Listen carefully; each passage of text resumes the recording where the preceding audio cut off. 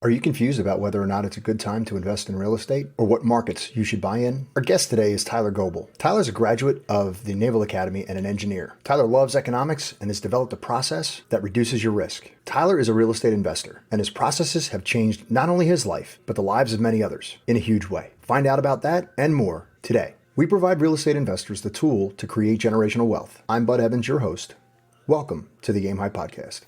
Good day, high flyers, and welcome to the Aim High Podcast. Today, I'm here with Tyler Goebel. Tyler is a United States Marine. Tyler, how you doing today? What's going on, bud? Doing good. How you doing?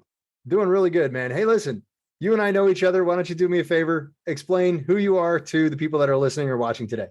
Yeah, so awesome. So me and Bud go way back. Probably, I think we've been in the war room about as long as each other has been, over a year. Yeah. So we're in a mastermind group together, the real estate military to millionaire war room. That's how Bud and I know each other. And I'm an active duty Marine still, so I still got my day job.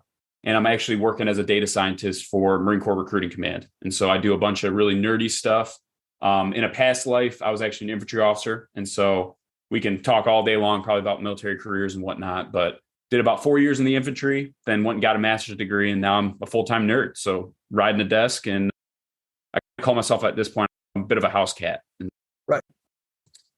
That's my day job. But what's been really fun, and really the reason for why we're on this podcast, is I've really parlayed a lot of the skill set that I've gathered from being in the infantry as well as being a data scientist into real estate. That's kind of me in a nutshell, I guess. Tyler, you're leaving one thing out, man. You might be a nerd, but you are a physical specimen. Where did you play football again? Yeah, I played football back at the Naval Academy. So class of 2016. Played inside linebacker. And the way I would describe my athleticism was probably a whole lot of want to, but not a lot of can do. And so I was a special teams guy, rotated in as a backup, but I tried really hard and loved the game. So we had some good years at Navy when I was there. Is it safe to say you were the Rudy of the Naval Academy? Man, I don't know if I can put myself that low. I got a little more pride than that, but I played on a really talented team. There was a lot of really good guys, and I was grateful for the amount of playing time I did get. But great. It was fun. And you guys actually won the Army-Navy game, if I remember. We did. Yeah, I was part of the streak. So we won 14 years in a row. And actually, when I was at the academy, we went 7 for 8 against service academies. So we lost one time to Air Force my junior year. But other than that, we swept it. Awesome. Good for you, man. How did you get into real estate? So when I was in Camp Lejeune, so it was my first unit, right? I didn't know anything about real estate really, but I knew that I had to live somewhere and that I had a lot of buddies I wanted to live with. And so I was like, why don't I just buy the house and I'll rent the rooms out to people? This was pre like Bigger Pockets, pre any of that kind of stuff. And so that's what I did. I bought a house. I bought a way bigger house than I would need. It was like a 5-bedroom, 5.5 bath.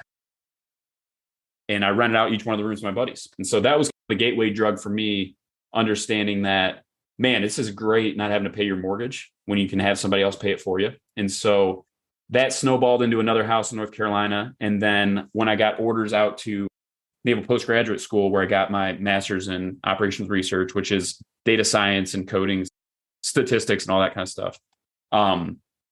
That's when the switch flipped for me. And this is another long story, but basically we donated some money to my mother-in-law's nonprofit. It's called Unbound Now. It's an anti-human trafficking nonprofit. Yeah. And we had flipped one of the houses in North Carolina. And when we gave that money to my mother-in-law, she explained to me, it was like, in my mind, it wasn't that much. It was something like $2,500. And she was like, Tyler, just so you understand, for us, like $5,000 is a full salary for somebody who works in a country like Mongolia that does nothing but snatch people that are being sold into slavery in China. Mm-hmm. So being in the Marine Corps, being in the infantry, understanding China and what's going on inside those borders and the different kind of genocide that's happening in there and the sex trafficking and all that. When she said that, that's when the light bulb went off for me of, man, if one house paid for half a year's salary for somebody, what would it look like if we did 2 houses? And like I mentioned before, I'm a math guy, right? And so I'm like, of course, I built a spreadsheet and I was like, okay, what would it take for us to do 3 houses? How many people could we fund with 3 houses?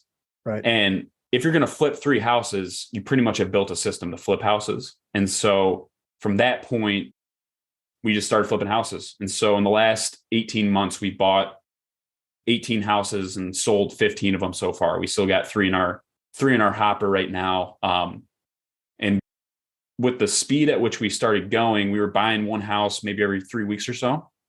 And once the Fed started raising rates, we started pumping the brakes. And so had we continued on our path, I think we'd probably be at about 30 houses right now in the last 18 months. But we really keeping an eye on the macroeconomic stuff and the way the market's been shifting. We put a pause on buying in about August of this year. Tyler,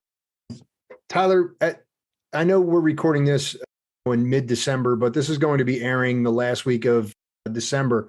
So what I really want to do with you, based on solely what your experience is and your level of knowledge and your capabilities, instead of going into tell us about your first deal, what I wanted to find out from you is, what is the economic outlook as you can determine for the interest rates, the Fed, and inflation for the next year, for 2023? Yeah, I'm going to share my screen real quick.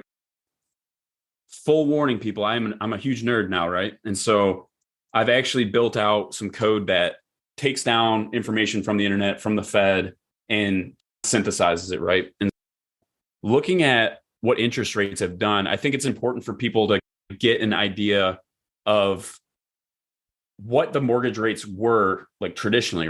And you can see this is your 30-year mortgage rate.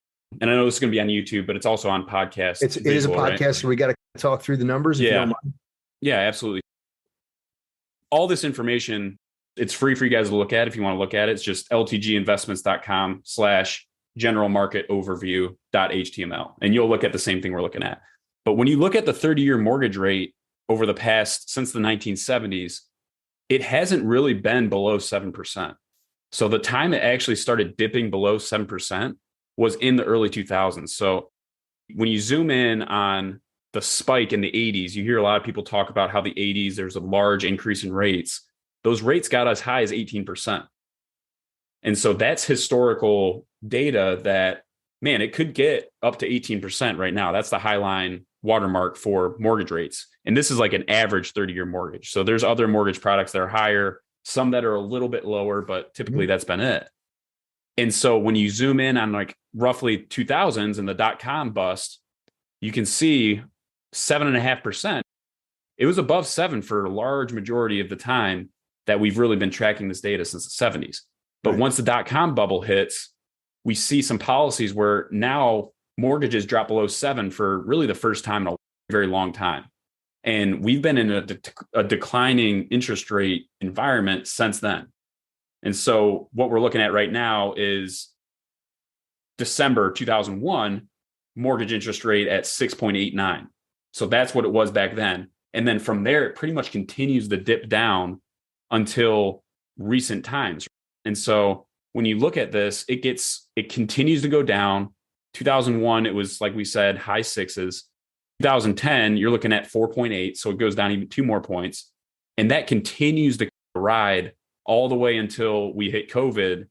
And zooming in on COVID, it's bananas, right? Yeah. And I actually keyholed this thing. They say you can't time the market. I did with a refinance on one of my personal houses, got locked in at 2.25.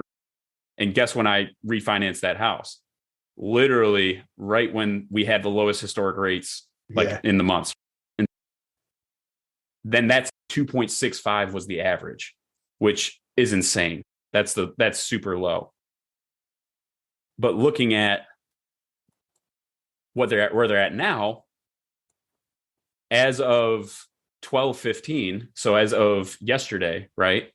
6.31 is the average. And we saw it tick up as high as in recent months as 7.08, 7.08, 2 separate data points there, right? Yeah. And we've been spoiled, I think, as far as interest rates go and the way you look at those things, to where 7% has been a pretty decent historical average for a 30-year mortgage product in the United States. Yep. But we've had some really interesting, probably beyond the scope of this podcast, but interesting things that have moved the levers to where financing has just been increasingly cheaper and cheaper since 2000.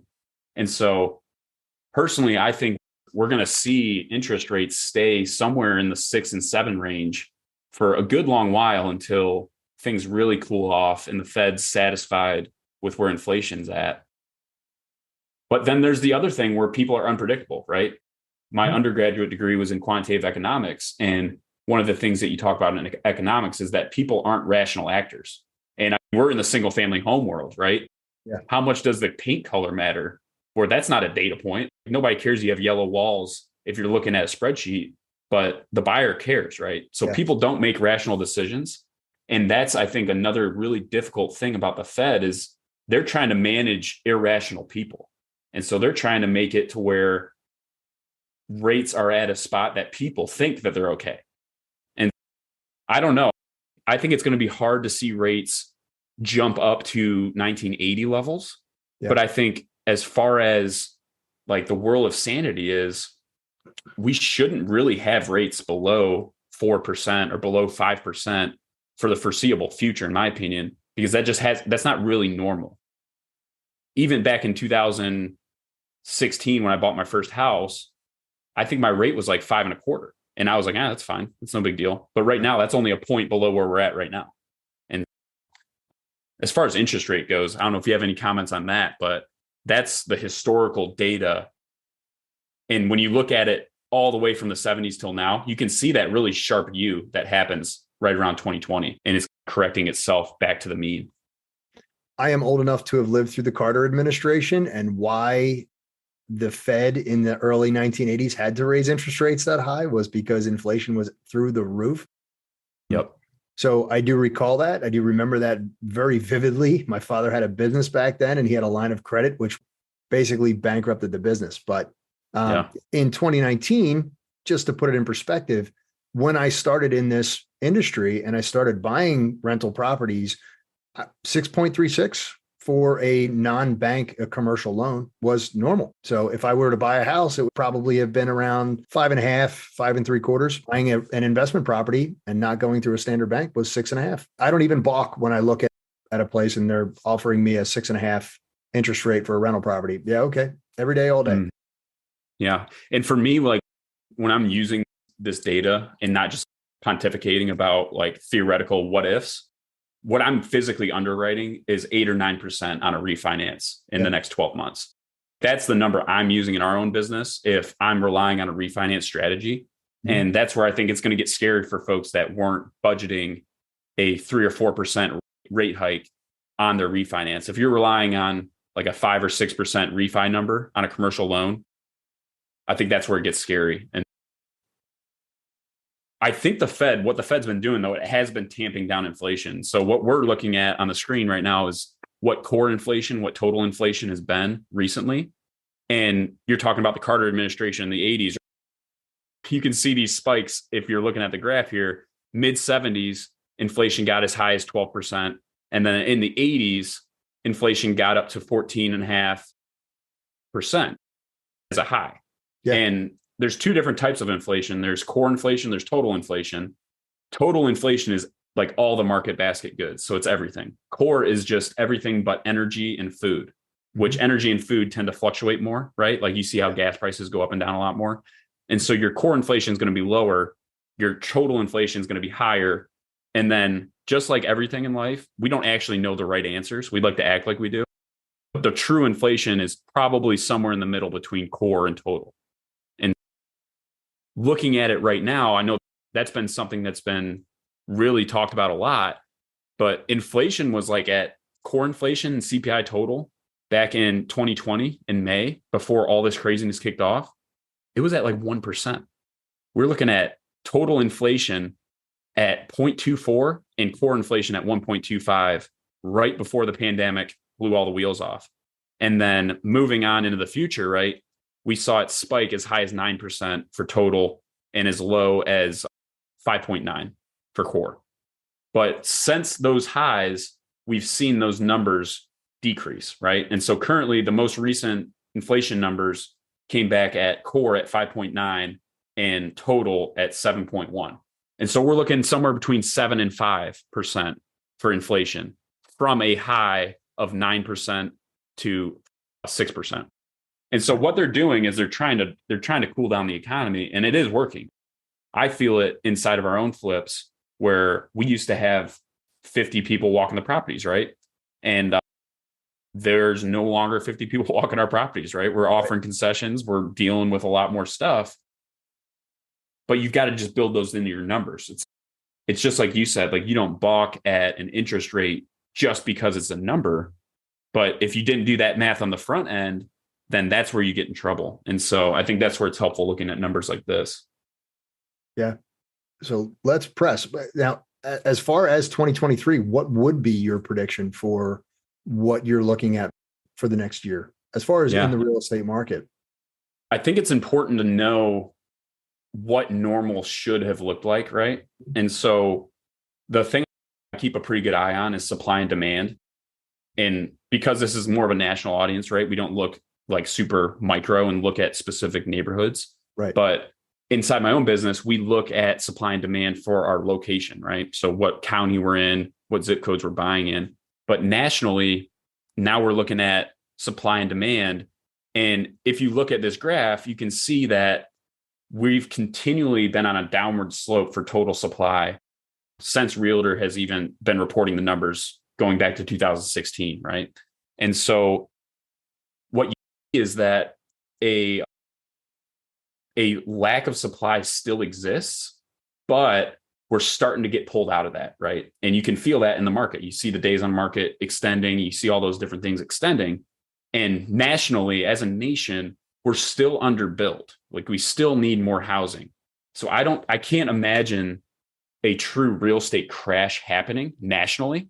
Now, locally, that's a different story. Like you could get certain counties where it's like they overbuilt and guess what? We've got no buyers anymore because no one can afford these prices. It's time to fire sale things. That's a reality. So you can't like take national data and apply it to Plymouth, Michigan, where I grew up. You've got to look actually what's happening in your locale. But as far as like the US housing market, I can't imagine a huge, massive correction happening nationally just because there's still not quite enough homes built.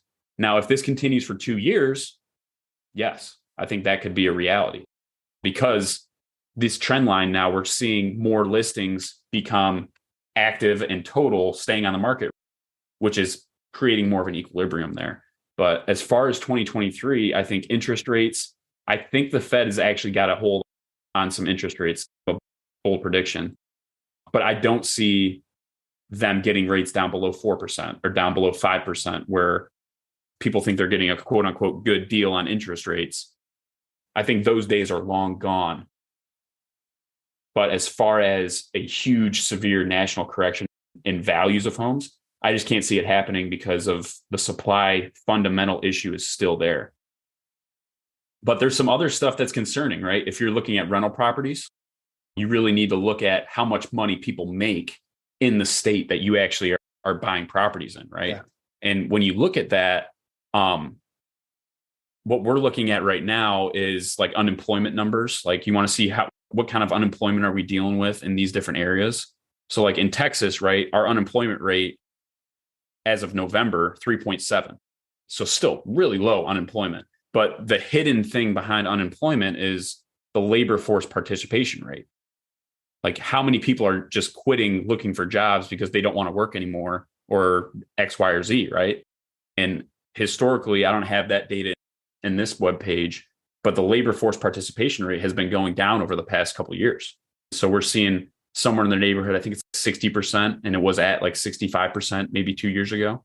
And so that's a concerning metric.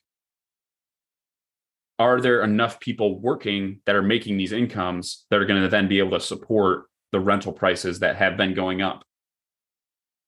So I think that's, to sum it up, real wages have stagnated a little bit. They've gone down because of this massive inflation when you look at what your real wages are.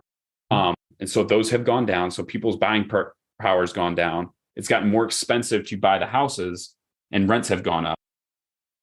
And so I think it's just being very conservative when you're buying these deals. Do some discounting on what you're looking at. Don't be comping properties off of 6 to 8 months ago. Like comp properties off of what we're doing inside our business is we're comping like the last 2 to 3 months, or we're going back a full year before the ramp up of this past spring. That's what we're looking at as far as ARVs go. which if you're doing the BRRRR strategy and you're refinancing your money out, that's where you need to be hitting appraisals that are looking like that. Because no appraiser, we're seeing appraisals come back on our own properties that are lower because they're saying the market's changing.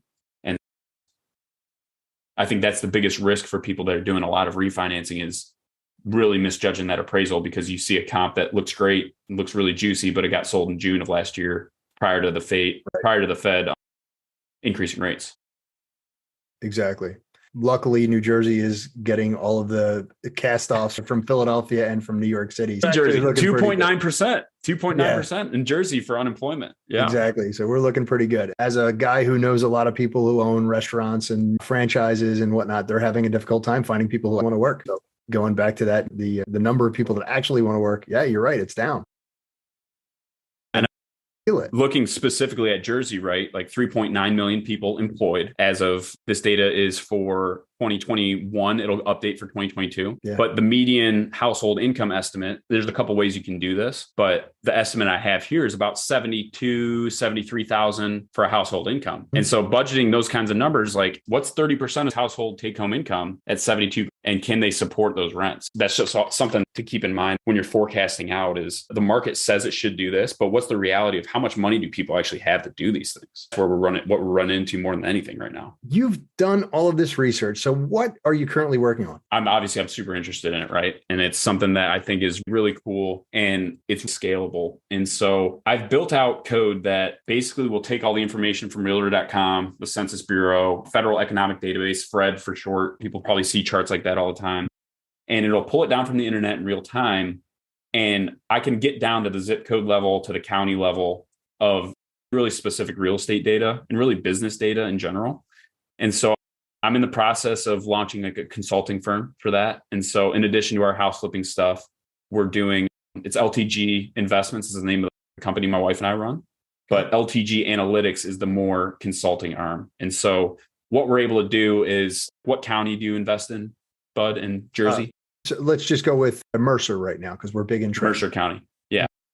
We have the ability to, in about 2 hours, run through all the data in the US and make custom data analytics just for Mercer County and be able to relate those and put them into context for national level data, what the state of New Jersey looks like, tie that into income, talking through stuff like, okay, yeah, Jersey household income, 72,000, but what does HUD say for rents for Section 8? Is that a good metric of how much people can actually afford? Because HUD's doing similar stuff on the Housing and Urban Development Government Agency, right? Yeah. They're doing similar types of things on their back end to figure out what's affordable for people. And so that's a pretty good proxy, but we've built some algorithms and built some proprietary stuff that will help get you in the ballpark. Because at the end of the day, we saw the huge dumpster fire that was iBuyers with Zillow, right? Mm-hmm. There's a lot of data scientists and nerds out there that would like you to think that what I'm doing right now is all you need to know to do these things.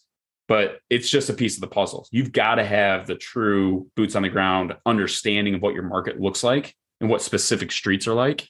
But what we're designed to do is get you much, much faster into that ballpark so that you can weed through the trash and make a lot more educated decisions on purchases and stuff like that. And so that's just something we're working on right now.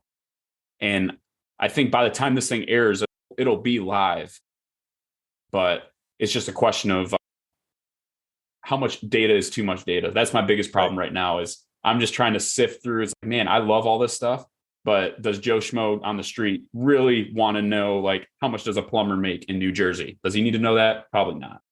And so the thing I'm doing right now is curating a lot of the information I already have inside of our business, making it a little bit more applicable for just your everyday investor or somebody like you, Bud, who coaches folks. And for you, the pain point is you've got people all over the country that you work with, right? But it's hard for you to get to just synthesize data for their specific market.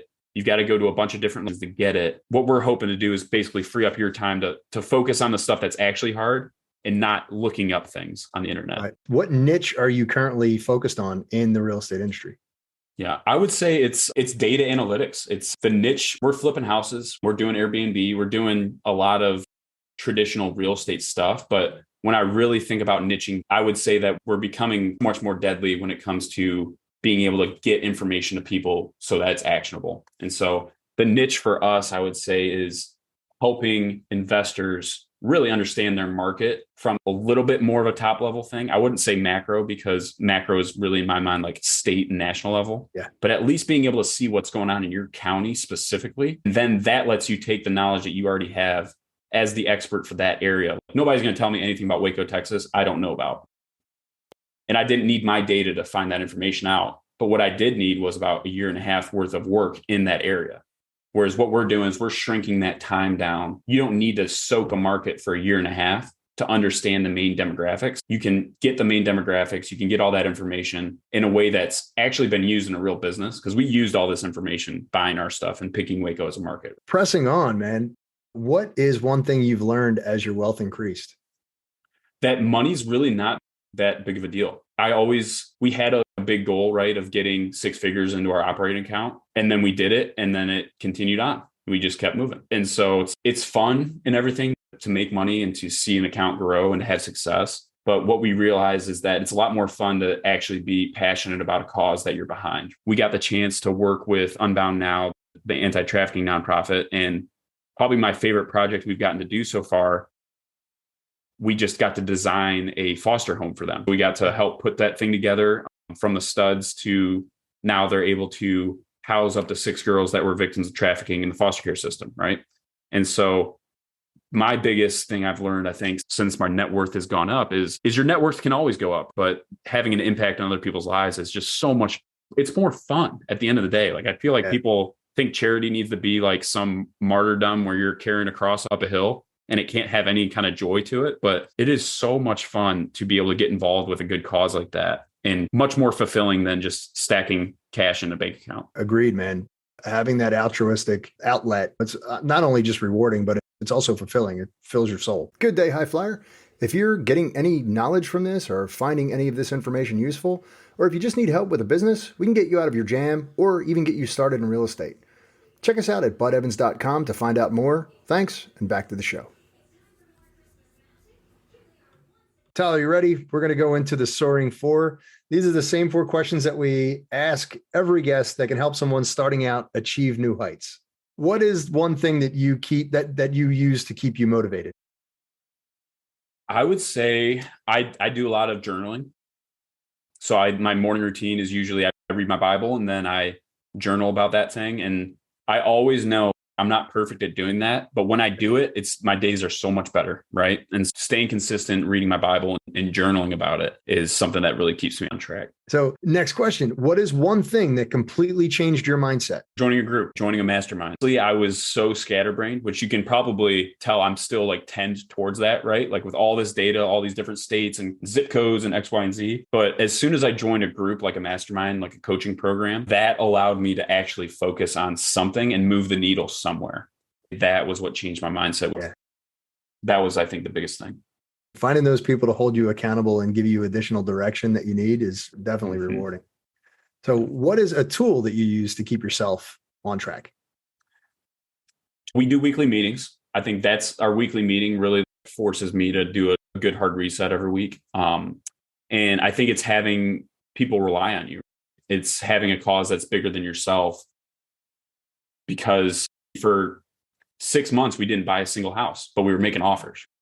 And I was still getting up at 4 o'clock in the morning to try and get something off the ground. And I don't know if you're just looking to make money, maybe there's some people out there that are like, you know what, I just want to make money and that's why I'm going to do it. But for me, having a cause behind what we were doing enabled me to grind through those moments and grind through tough times right now. It's like we're in the midst of a sea change in the market that has never been seen before. And if you don't have something other than a bottom line that you're trying to improve, I think it'd be pretty difficult to stay the course. The last one. If you had to start over, what's one thing you'd change? I would buy more cash flow, honestly. I saw somewhere somebody posted like, all the flippers in the last 3 years, you guys suck because of course you made money. And it's like, don't get mad at me for putting out a bucket if it's pouring rain. We made good money in the last couple of years. And sure, we rode the market. Who cares? but it would be nice to have more cash flow. Flipping houses is a good way to build your initial capital stack, I think, but you've got to transition somehow to cash flow. Like all that active money needs to get to cash flow because at the end of the day, you can't eat equity, right? We've got an Airbnb that cash flow is great, that does really well. And we've got another long-term rental that's like crushing it. And having more of those, if we had mixed maybe 2 or 3 long-term rentals into our buying process as we were going along, I think that would have been a better way to go. So if I could go back in time, I would stack more long-term rentals. And man, if I hadn't sold those houses when I did in North Carolina, if I would have held on for a year, I'd be a little bit richer too. Tyler, as always, every time we speak, you blow my mind with your analytics. It is absolutely a joy every time we get together. There's always something to be learned. I took a lot out of this today. Thank you very much for coming on. I appreciate it. Yeah, thanks for having me, bud. Hey, thanks again to Tyler for a great show. If you want to reach out to Tyler, find him on LinkedIn at Tyler Global 54. That's LinkedIn/IN/Tyler Goebel 54. And again, if you're gaining knowledge from this information and you find it interesting, or if you just need help with your business, we can probably get you out of a jam or get you started in real estate if that's what you're looking for. Check us out at budevans.com. Until next time, aim high.